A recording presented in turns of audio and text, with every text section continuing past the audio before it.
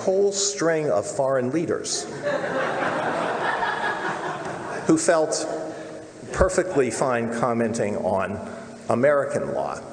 One of these was former Prime Minister Boris Johnson, but he paid the price. What really wounded me was when the Duke of Sussex addressed the United Nations and seemed to compare the decision, whose name may not be spoken, with the Russian attack on Ukraine. We promise that is not Steven Spielberg. That is Justice Alito. He looks totally different. He's on vacation. Yeah, he's in he's growing the beard out, but maybe so that no one will recognize him too. Yeah, right. Maybe because, and it's very curious because that appearance was not scheduled on the court schedule, so nobody knew about it. Keep in mind, ever since that Roe v. Wade first opinion was leaked, there's been a security concern. But you know what? And he obviously gets the last laugh because this court has had significant victories for religious liberties this term, and this was all about religious liberties. For instance, the court affirmed the right of that public school football coach, Joe Kennedy, to pray with students at the 50-yard line. They allowed a civic group to raise a Christian flag on a flagpole in Boston City Hall, and they got a permit.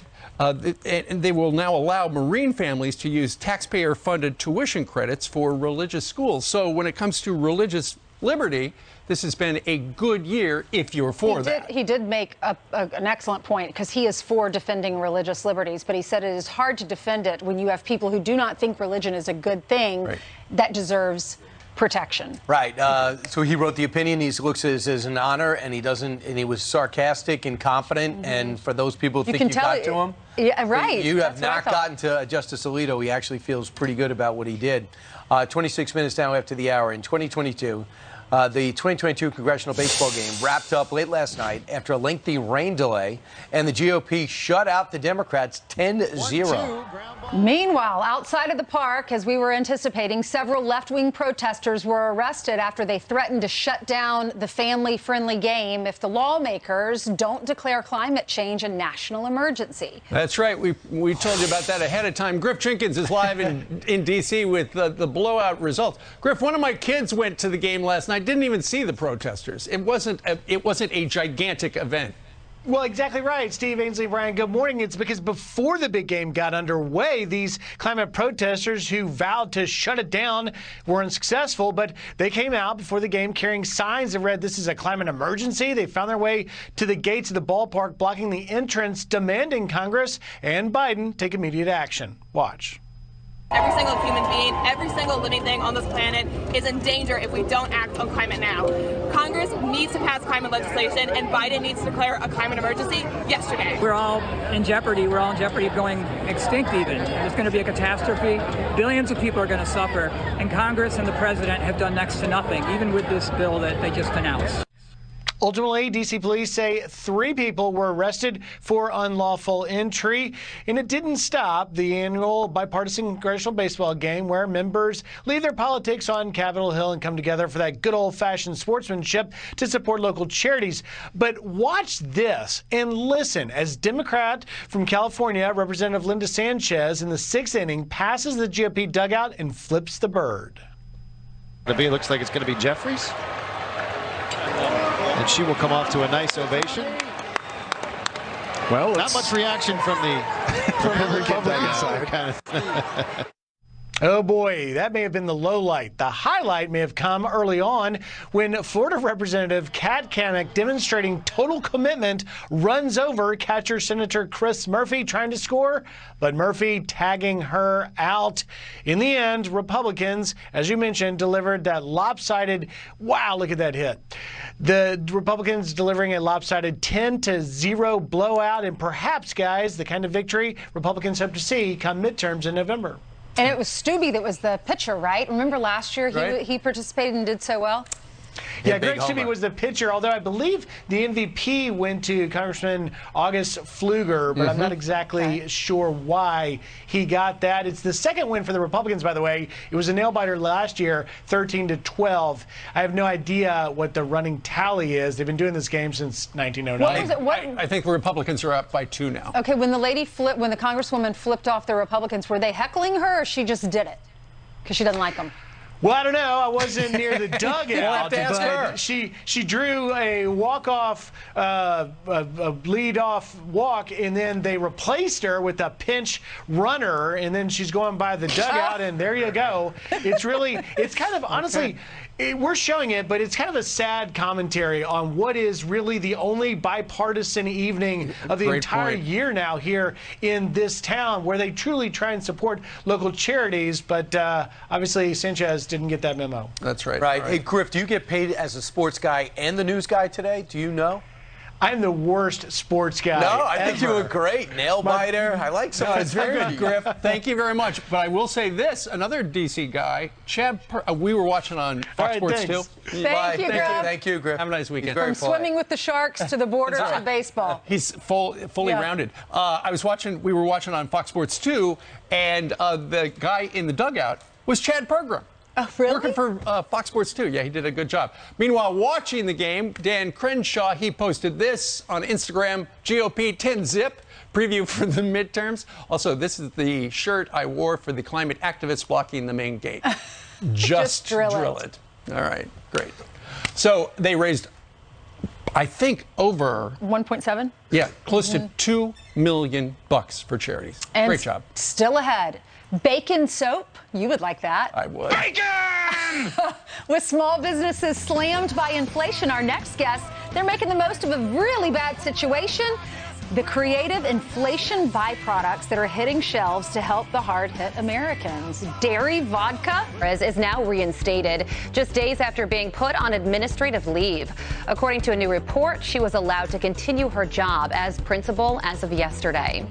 This comes after she was initially blamed for failing to repair locks on a classroom door before the shooting in May that claimed the lives of 19 students and 2 children.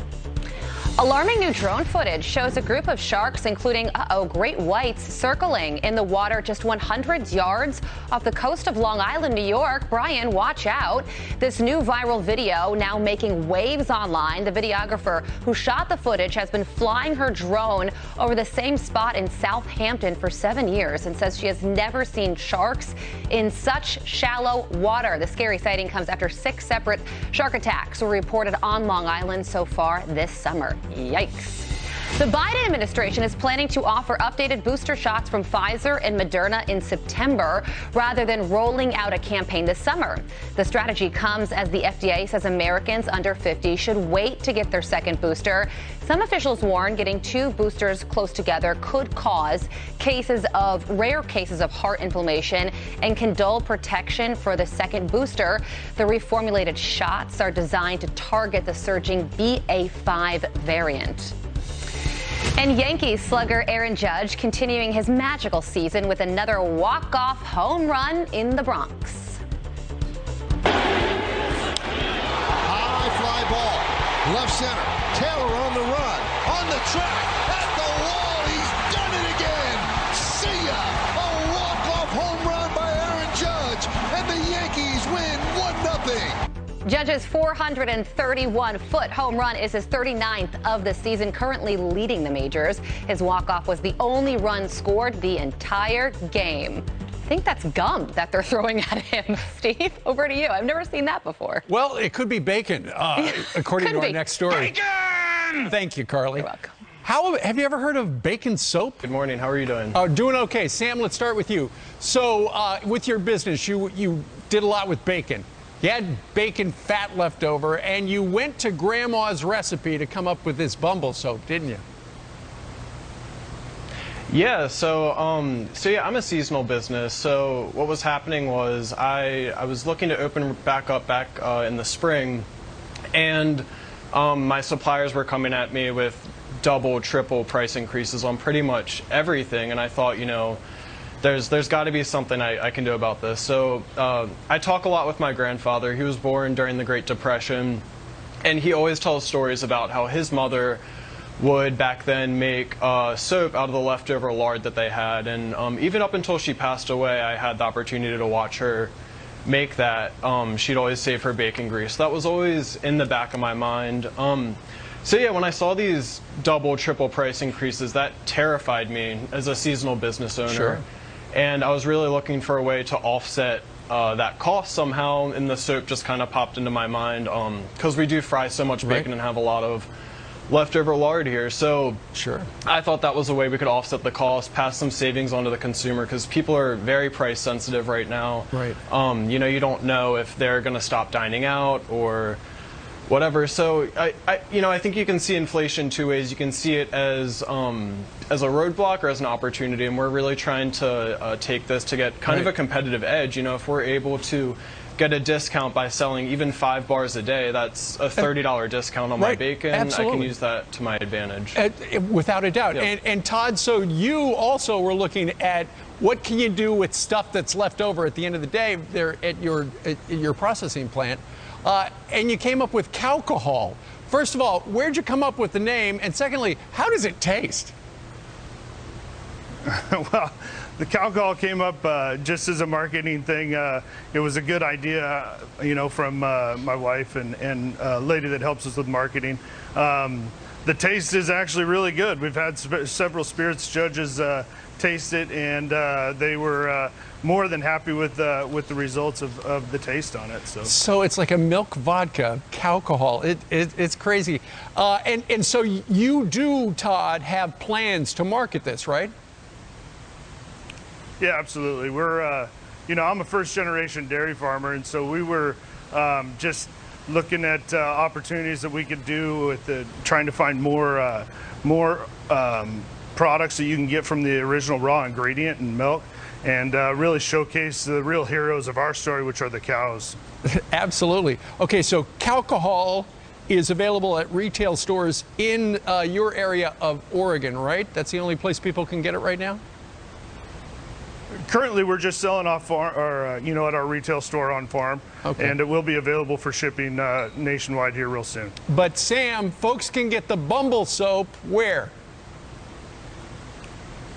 We sell it in store, and we sell it online at bumblesoap.com. You can see it on my shirt. Just got some right here. I looked at your website. It looks great, and I remember my grandma doing the same thing with leftover lard back in the day. Oh, do you really? Yeah, I absolutely do, back in the day. Guys, thank you very much. Very inventive ways, because the inflation is killing all of us, and you figured a way to turn something good out of something that you were going to throw away. Brilliant. Yankee and Mr. Mayor, what is it going to take to get Washington's attention? How bad is this problem? Well, this is bad. This is something we've been trying to address for about a year and a half now, and that is when our Border Patrol agents are not doing their mission, which is border protection, and doing things like immigration processing. These convicted felons get through the process or get around the process and make it harder for them to protect the country. And then people, as we know, end up moving through the whole country. So these felons were on their way to other parts of the United States. Have they had convictions in America? How are you able to find out their background if some of their crimes are committed in other countries? Well, that's a huge challenge, because a lot of these countries do not share information or don't really have a centralized database. And so Border Patrol's really at a disadvantage when they're trying to determine those kind of elements. But these, I believe, are all either in country or in countries that do keep a database that we're connected with. I want people to see these numbers. Year to date, in 2021, you had a ridiculous 60,000 come here illegally, encounters, we should say. Forget about the gotaways. And now in 2022, you already have 235,000. That is an increase of almost 300%. Now you have a mayor in D.C. upset that she's getting a few thousand extra people in her shelters. What's your message to her? Well, I think it's great she's finally recognizing there's a problem. We've been having this conversation for a while, so it's great to have another mayor on board. But really, it has to be a whole country response. And if it's affecting D.C., imagine what it's doing to a community of 100,000 people along the border when there's 1,000 a day. So you have people that maybe overwhelm a homeless shelter. Then you have other people here, like you say, convicted felons and others just moving drugs through our country. In Arizona, CBP agents have seized heroin, meth, fentanyl, and stashed in a vehicle. I want people at home to see this. This is how innovative and how diabolical they are. This is some of the things stuck into dashboards in the interior of seats out there to kill Americans. A lot of the times it's not to get them addicted, it's to kill them. From China to the cartels across the border. Mayor, what is your responsibility in this, in stopping this? What could you actually do?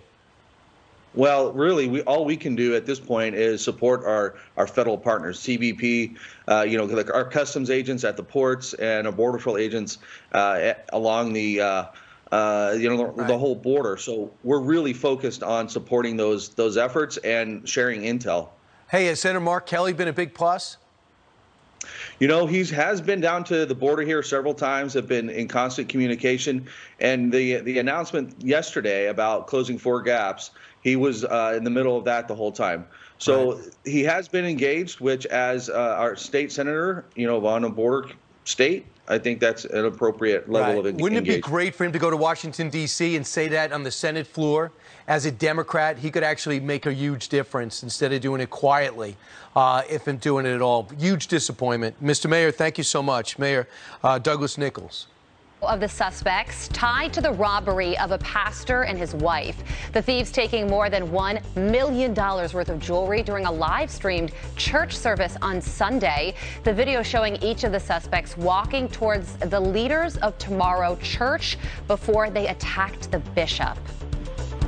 LA County is pausing its controversial plan to bring back the indoor mask mandate. Local lawmakers initially opposing the plan, including Beverly Hills Mayor Lily Boss. Take a listen. I very much believe in the power of choice. I think we've learned a lot since 2020, and it also became a function of enforcement. We have more important issues to enforce. Public Health Director Barbara Ferrer says her agency is holding off due to a drop in COVID cases, hospitalizations, and deaths.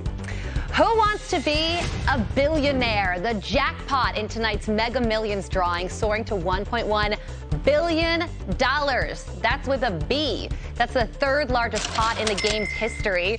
No one has hit all 6 numbers in 3 straight months. The odds of you winning the big pot are, 1 in 302 million. And some bodegas, so you're saying there's a chance. That's right, Ainsley. Some bodegas are getting creative with ways to maximize on the surge of lotto ticket sales. We have a live report coming up. Ainsley, those are your headlines. All right. Over to you. Thanks so much, Carly. We got to get a ticket. Do you believe in that? What? A lot of pastors don't, but let's do it now. Let's do it. I'll buy some tickets. All right, I'll help you. All right, from the battlefield to the classroom, as summer wraps up, Florida schools are turning to our troops to combat teacher vacancies. With thousands of empty teaching positions expected this school year, veterans in the Sunshine State are now being asked to step up and fill in on those with these vacancies. So here with more is Florida Education Commissioner Manny Diaz. Hey, Manny. Hey, good morning. Great to be with you on the show. Well, so good to have you. This is an amazing idea. 9,500 school vacancies down in Florida, and schools open up within the coming weeks. First of all, why the vacancies? Well, I think the 9,500 number is wrong. That may include some other vacancies that may be support personnel, but we do have vacancies in the state, and this is a great pathway for us to be able to have our veterans in this veteran-friendly state step up to the plate and fill in some of those vacancies. I think it includes faculty and staff, so it could be people working in office jobs and that kind of thing at the schools. So are you getting a lot of feedback from the veterans? Are they interested in these jobs?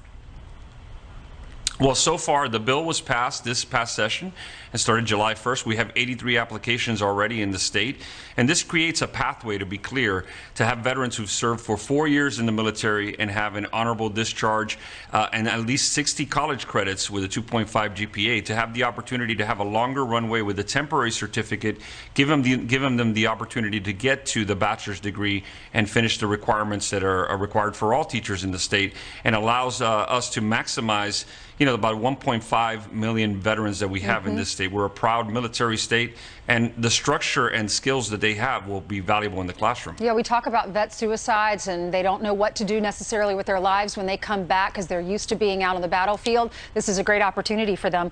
They have to have 48 months of service, 60 college credits, a 2.5 GPA. They have to pass a required test, and they have to demonstrate a mastery of the subject area. If they meet those standards, they can teach in Florida for up to 5 years, and they'll also be given a mentor to help them with the transition. This is wonderful because I'm a parent, and I would love someone from the military with those skills and that training to teach my child. Will they be using some of those skills and teaching the kids about what they learned on the battlefield or when they were in training? I think the most important piece here is you mentioned the mentor teacher, and they already come with these skills, especially the structure, the commitment, time management, all those soft skills that are learned in the military, along with what other content skills they've learned. And as you said, they have to pass the test to prove they have the content mastered. And I think this is important in our classrooms because we're missing some of that with today's younger generation. So this would be something that would have an impact on our young people with the structure, the discipline, and all those valuable skills that our veterans are. And they are just so talented. You can hear, you probably recognize this song. My aunt is texting me last night, and Aunt Lynn, I haven't had a chance to text you back because I got it this morning after I woke up. She says, the lady who lived across the street from us growing up, and I know her, a nice lady, has moved to North Carolina in the mountains, and she's in a Bible study with the band's mom. Small world. I know. So that's fantastic. So they're going to take the welcome stage. to the South. Everybody knows everyone. They're going to start singing 1 hour from now, and we're going to talk to them in about 20 minutes. In the meantime, take a look, Dave. Pan down because we've got breakfast. What a beautiful presentation. How pretty is that right there? That is a actually, let's get the author of it on right now. We've got the Macklemores out on the plaza. What is this? Is it a pork roast, a rib roast? What is this, John? That is Tanya? a bone-in crown pork roast stuffed with Tanya's homemade stuffing. Woo! And cherries. Cherries are in season, so that nice sweet with the salty, it's a great mixture of flavors. It was really fun to make. It's like a really good workout. That's what it is. It's such a pretty presentation. So you just grab one of the bones and pull it? It's like great your individual own pork chop. You just cut it apart, and it's like a really thick, nice pork chop. Oh, I see how you do it. Yeah. This is beautiful. Do you recommend do you plastic buy knives? it like that? I mean, how do you get it to look like a reef? That is a great question, Ainsley. So what you do is you go to your local butcher and have them pre-cut the bone-in pork roast, because it's a challenge to kind of do this at home. And if you're a creative chef at home, do this. Unless you live with a butcher. Yeah, and then what you want to do is they'll individually cut in between the center cut pork chops so that you can brown it. Look at that. Look how thick it is. You smoke it for about 2 hours. That's great. We can do it, y'all can do it. And I just went to the local grocery store. I will tell you that the version that I got at home was like $55 for this, but then when you cut it apart, it's great servings for probably 14, 15 people. And also, it's you made us some chicken wings, and what are the things with the toothpick? That's supposed to pork. That is pork tenderloin that we smoked for about an hour and then reverse seared. And then if you want this pork crown roast recipe, Tanya and I actually were camping with our family this week. We left from North Alabama, flew here yesterday morning. When we leave here. And we did this video from our camper for everybody. You can go to Macklemore Boys or Masterbuilt.com or FoxNews.com for that video. Fantastic.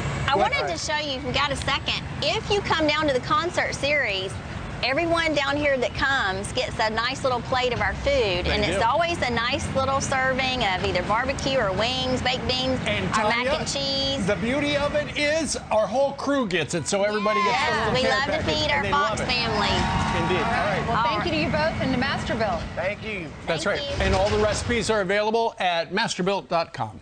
In the meantime, switching to the news, since this is a news channel, denials across the board from the White House's economic data from yesterday reveals the United States is in a recession after the classic case of 2 straight quarters of negative GDP growth. Meanwhile, President Biden touts an almost $370 billion spending plan toward the climate crisis. Yeah, can you imagine redefining something else we all know to be true? Jackie Heinrich is live at the White House with more. Hey, Jackie. Hey, good morning to you guys. Yeah, the White House has been trying to get out ahead of these numbers for at least a week now. And as far as they are concerned, this is no recession at all. They reject the technical definition of a recession under the commonly understood way to look at the word, which is 2 consecutive quarters of negative GDP. That is what we had, and yet the Biden administration rejects it. They instead see this as a transition to a period of stable growth. I want to say 2 things about the GDP report. Our job market remains historically strong. Our economy created more than 9 million jobs since I came to office. The Fed Chairman Powell made it clear that he doesn't think the U.S. economy is currently in a recession. So while the White House is not saying the word recession, they are willing to say inflation, now making a case for even more spending after Senator Joe Manchin unveiled a reconciliation bill he secretly crafted with Chuck Schumer. They've dubbed it the Inflation Reduction Act. It dedicates billions to climate, healthcare, prescription drug spending, and also includes a new corporate tax. And it has the promise for this president of some new life to his summer, maybe even to his presidency. So a lot of pressure behind the scenes to get this done. Democrat Senator Joe Manchin, once maligned by his party for sidelining the president's agenda, says now he never gave up on it. People thinking I walked away and done this and that, or I'm reversed my position. I've never reversed. I've never been in reverse in my lifetime, and I never walked away. Now, critics say the negative economic growth from those GDP numbers amid rising consumer costs, inflation hit 9.1% last month, and of course wages have not been keeping up, makes all of this a bad time potentially to impose a minimum tax on corporations because it could be passed on to the consumer. This investment in environmental justice is real. It also provides tax credits that will create thousands of good-paying jobs. This bill would be the most significant legislation in history to tackle the climate crisis. So we have no plans to see the president today. However, he's got a big week ahead of him, 1 week left before he starts his summer vacation, and he's got to close this deal, which includes getting Senator Kyrsten Sinema on board, and the White House is keeping very hush-hush about whether or not they've been able to convince her. Jackie, was there much pushback yesterday in the press room about the president's effort to not bring up the word recession? I'm having a little bit of a hard time hearing you. Their impression in the press room. Was there any press outside Fox pushing on the press secretary about using the word recession? You know, I think since the White House has tried to get out ahead of this and they changed their definition of recession under the blog post from the Council of Economic Advisors, they rolled out people like Yellen and Brian Deese to say this. There has been some pushback, but it's noticeable how many people covered these numbers when they came out yesterday as an indication of a potential recession rather than just this is the technical definition of the word, as people in this administration have even referred to it as recently as last May. The RNC had, videos and some statements out from Biden's own economic advisors using the common definition of a recession as recently as a few months ago. So clearly they are framing this in a way that is positive for them. No one wants agenda on their record, but not probably as much pushback as we should be giving them overall. It's unbelievable. Exactly. Thanks, Jackie. So what you're talking about is the New York Times. To your question, Kristen Welker and others yesterday asked about, why are they moving the goalpost? Why aren't they calling it a recession? So what Jackie said, the New York Times wrote, U.S. economy shows another decline, fanning recession fears. CNN, U.S. economy contracts again, fueling recession fears. Recession fears. We're in a recession. Just say how confident you are to come out of it, some things that are positive. But when you tell people what their experience is not real, they don't believe what you say next. That's the issue, and that is the cover of the New York Post today. It is the literal definition of recession. That's right. Recession, pronounced, it's a noun. Plural noun is recessions. And it says a period of temporary economic decline during which trade and industrial activity are reduced. Sounds about right. Generally defined by a fall in GDP in 2 successive quarters. Sounds about right. The country is in the depths of a recession, is how you would use it. Did that happen? Quarter 1, we dropped 1.6%. Quarter 2, Yep. 0.9%, almost 1%. The literal definition of recession is that if you have 2 back-to-backs with a dropping GOP, you're in a recession, which literally we are in a recession if you go by the definition, but they're trying to change that. Right, and Joe Biden said a couple of times yesterday, he said this is a different time because you look at, 2 GDP numbers down, but we've got such good employment numbers. He said the unemployment rate was 3.5%. But what he does, we came out of COVID, people are hiring again. well, but here's what he does not count: the labor participation rate. Millions of Americans stopped looking, and they don't count in that number. And Charles Payne said that's the number to look at. Exactly, and that is why it is so hard for people to find people to work, because people have dropped out of the labor market for whatever reason. They're not there. That's why the number is low, and that is the hook that the president is hanging his hat on. It's not a recession because of the low unemployment. I just explained why we have low unemployment. People have stopped looking. And how do you feel? Do you feel like you're in a recession? I mean, I guarantee the majority of Americans, if they've gotten a pay raise this year, it's not above the amount of inflation. Inflation's 9.1%. So you're actually losing money. You're paying an extra tax on everything that you buy because we are in an inflation. And we can't gloss over what happened yesterday. Over the last 48 hours, we passed $800 billion in spending with this CHIPS bill and with the Joe Manchin, Chuck Schumer sneak attack, which is basically focused on climate change. Let me ask you, if you're dealing with inflation, if you're having trouble making ends meet, if you're one of the 60 to 70% living paycheck to paycheck that suddenly find yourself in deficit, do you care about the solar panels? Are now going to be tax incentives on solar panels? So they're going to be turbines for windmills. China is laughing at us. This is somebody saying, your house may be on fire, but your hair looks good. Don't emphasize that. We have a huge problem, and I'm pretty sure in every poll I see, the most I see in terms of priorities for the average American, climate change is around 2%. Everybody's talking about inflation, and according to the New York Times and most economists, the Treasury Department hasn't even looked at all this spending and see how it affects inflation. The number one concern of yours, and they say that it'll have little. And then we had Jason Furman say it'll have little effect, maybe get inflation down a little. How could you, as President of the United States, not acknowledge recession and not go after inflation and sit there with a straight face and say, I'm addressing climate change, and then storm out there with your senior shuffle? Think about the people that this affects the most, people on a fixed income, the older people. And they're in the second half of their life, if not later than that. They're not so worried about what's going to happen to our world in 20, 40, 50, 60 years or 100 years. They're more worried about retirement. They're fixed income. They can't afford to put gas in their car or buy that extra meat at the grocery store. They have to go do all their groceries one day per week. We've heard that time and time again from people at the diners because they can't afford the gas to keep going back out every single day. Well, the Democrats call it the Inflation Reduction Act. That's a joke. They're spending P.T. money. Barnum named it's that. Extra tax on everything. Well, here's the thing. Joe Biden said it's going to reduce inflation because my advisors told me that. Of course, these are the same advisors that got us to the point we're at.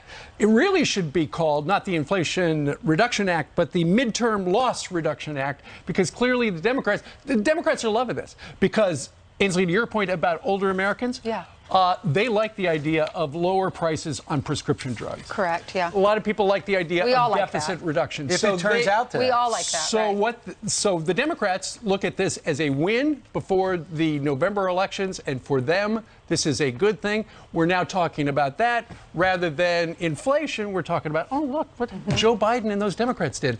My insulin costs less. Right. So let's see.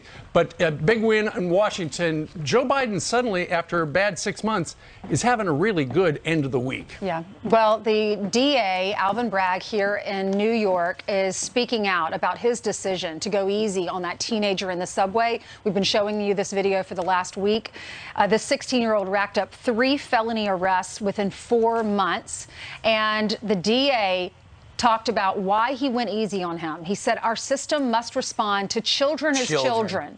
Violence against our police officers is unacceptable, and given his age at the time of the arrest, we consented to send the second case to family court as soon as possible, where he would receive the age-appropriate interventions and supports that he needs while being held accountable. See, the key thing is the same people committing the crimes, they're no longer just committing the crimes, they're doing it over and over again. They realize realized that early when they looked at these crime stats, and they said, you know, if we could just arrest these criminals, we get them off the streets, crime will drop precipitously because it's the same perpetrators. In fact, in a study, they say 1 in 5 burglaries in New York City were from people rearrested on felony charges within 60 days. So the NYPD data was obtained by the New York Post, and they run through the whole thing about how the same people keep committing the same crime.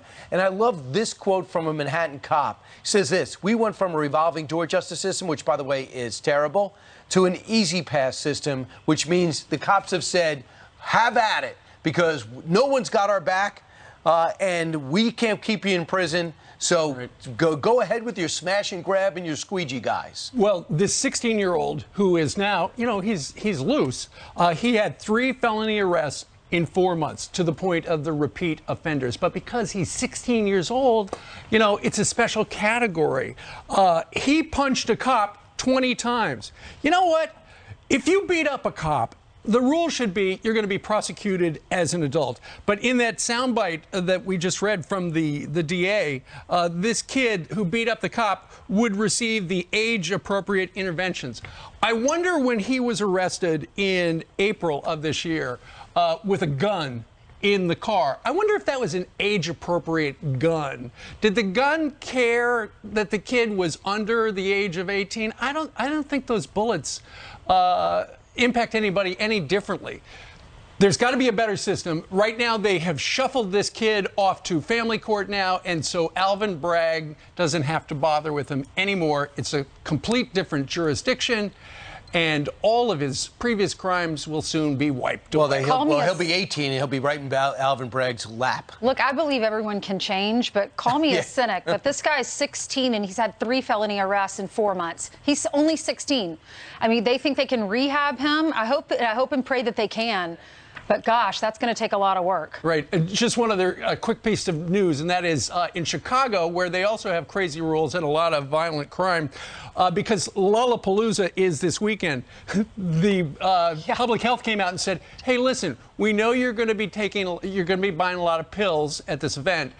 Some of them could be laced with fentanyl. So go to the public library and get the fentanyl testing kit to test your illegal drug. And take Narcan with you, too, just in case you overdose." Right. It continues to be upside down. What kind of a message is that? Right. That's just who you want in the public library. It's a safe space. I'm going to be popping pills at Lollapalooza. I need to go to the library to get the fentanyl. I thought you check out books there. Yeah, exactly. Kids go there to check out books. You are so analog. You can get fentanyl strips at the library. Just check them out. Use your library card. All right, that's Chicago, that's New York. Here in New York, mezzanine level, Carly's got the news from the border. I certainly do, yeah. Watch this, guys. We're turning now to a Fox News alert. Another illegal immigrant bus arriving in D.C. this morning after Mayor Muriel Bowser asked for National Guard help. You are looking at the bus carrying migrants. I believe those migrants are from Texas, the southern border, pulling up to Washington, D.C. just an hour ago. That bus reportedly coming from Texas. Like I said, that influx of migrants into the nation's capital appears to have caught the attention of Democratic Mayor Muriel Bowser, who is now asking the National Guard to step in and help with the crisis. A Fox weather alert. Flooding causing chaos on the Vegas Strip overnight.